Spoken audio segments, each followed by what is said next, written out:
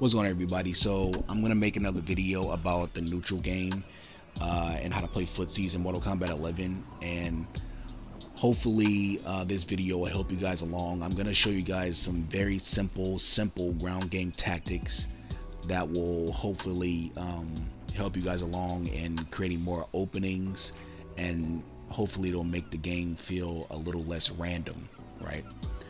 So the footsies game, or the neutral game, is when you discover it and discover how to play it. The whole concept of it is pretty simple, right? It's very simple. It's just revolving. It's just the action. It's just the act of revolving around a couple ground game tactics to create openings for yourself.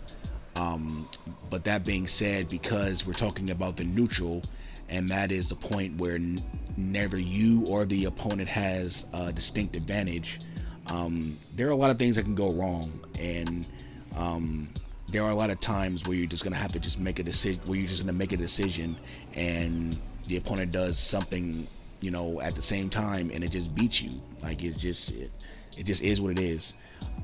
So because of that, the neutral game is, like I said, simple, but it's very hard to master because of all the variables involved, right? So that's why even, you know, the top players even, you know, struggle to master it. But there are, you know, like I said, simple ground game tactics that you can apply to the game to create openings for yourself and have an easier time, you know, playing the game, right?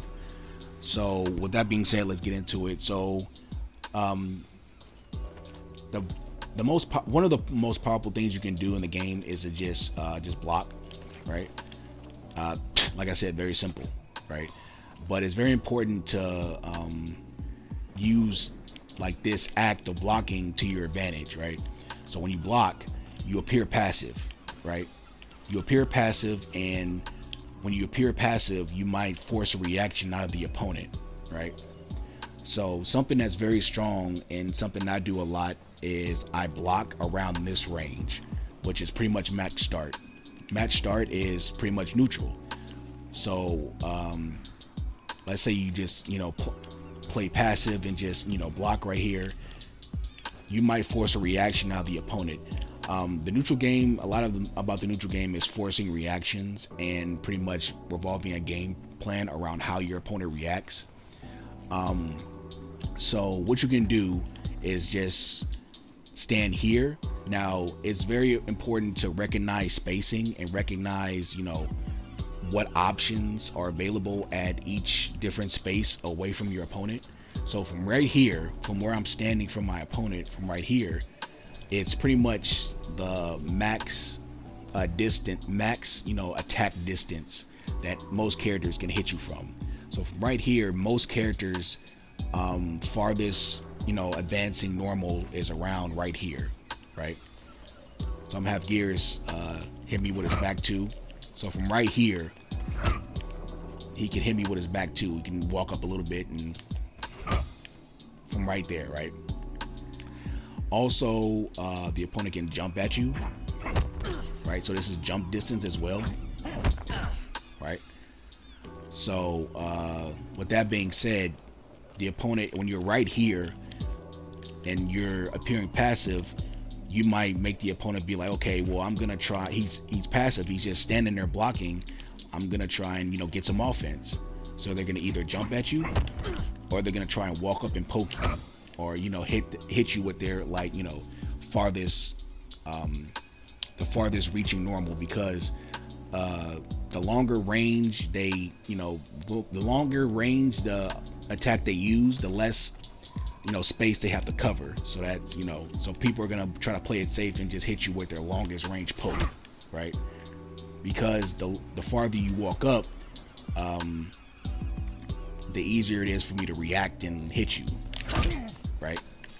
So they want to use like a far range poke, right?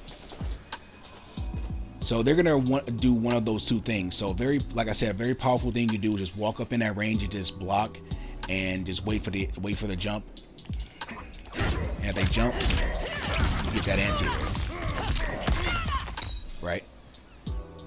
So yeah, something that I do a lot. You just, 75 to 80% of players online, they just jump. They just don't know about the neutral game. They're impatient. They just want to get in and just do damage, so they're just gonna jump.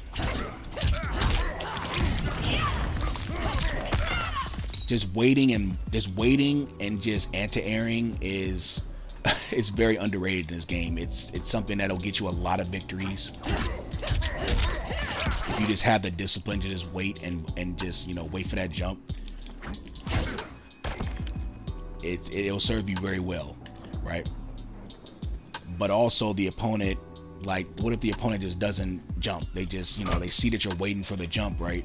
They see you waiting for the jump, and they just come poke you. Now, it's not the worst thing in the world, because like just doing this is kind of like an OS. Like, you just block, and if they jump, react to that and get the anti-air, right? But you don't want to always just block, because the opponent can maybe force a stagger mix up on you. They can do a string and stop the string and go for a throw, or stop and do like a mix up. So you don't want to always just always block and just if the opponent isn't jumping, just always just block that, right? There's something else you want to work into your game, and that is like being in a range, block and walk back. Like stand in the range with a poke, like stand there, make them maybe feel safe in poking you, and then walk back. Because if they do that, let's say they poke, you walk back, they whiff, right? You appear passive. They like, oh, I'm gonna block. They're like, oh, I'm gonna poke you, and they whiff. And of course, you get a whiff punch, right?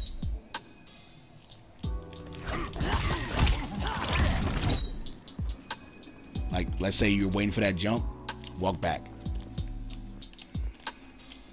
Very powerful, very simple, but it's very simple, but it's very powerful. Like just block in that max range, walk back, and a slight walk back too. You don't have to walk all the way back. You just a slight walk back.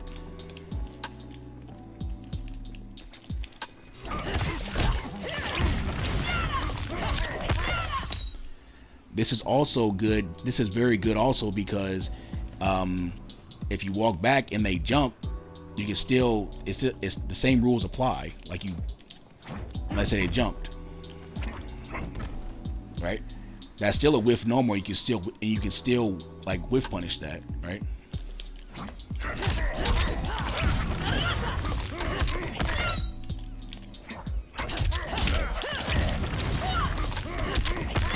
Like instead of like doing this, they instead jump.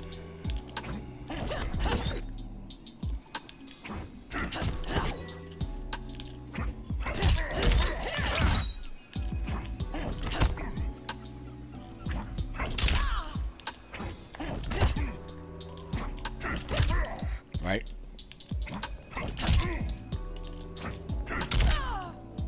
It's kind of hard to time. You have to time it right, because the jump kick can still hit you,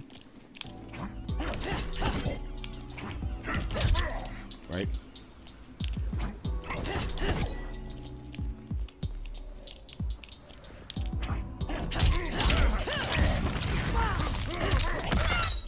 One other thing you have to keep in mind is that when you're trying to whiff punish a jump, like a jump attack, you have to use like a faster button.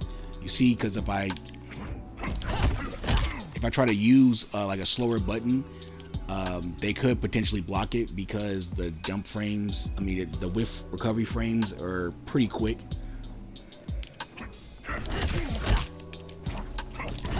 Right? So I recommend, if you're trying to like, and they just jump,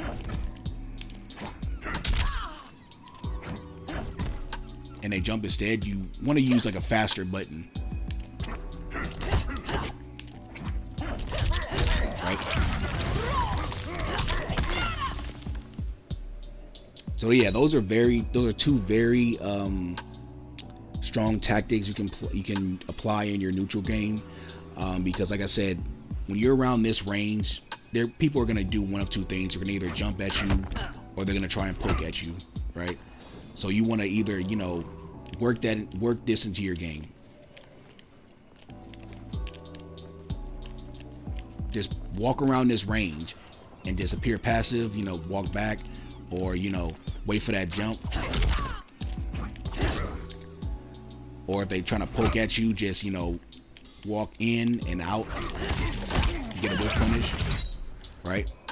Another thing, there's another thing you can do, but it's something that's a little bit on the more risky side, and that is, you know, standing in the neutral range and then, you know, maybe try to throw out a poke in reaction to them trying to poke you.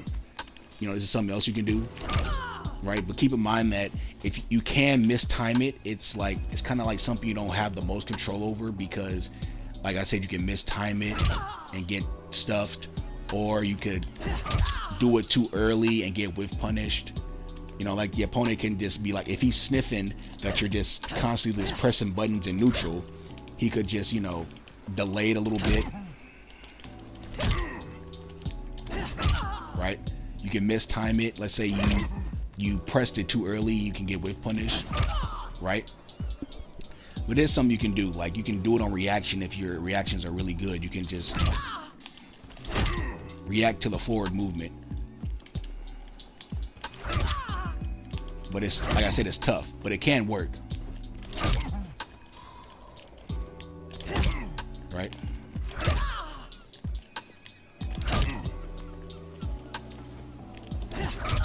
Right?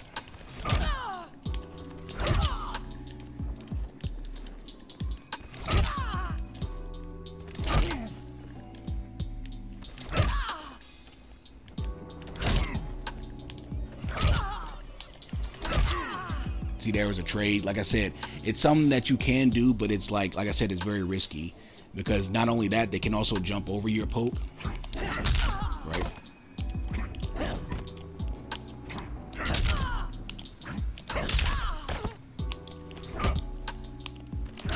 But if your reactions are pretty on point, you can also do that, right?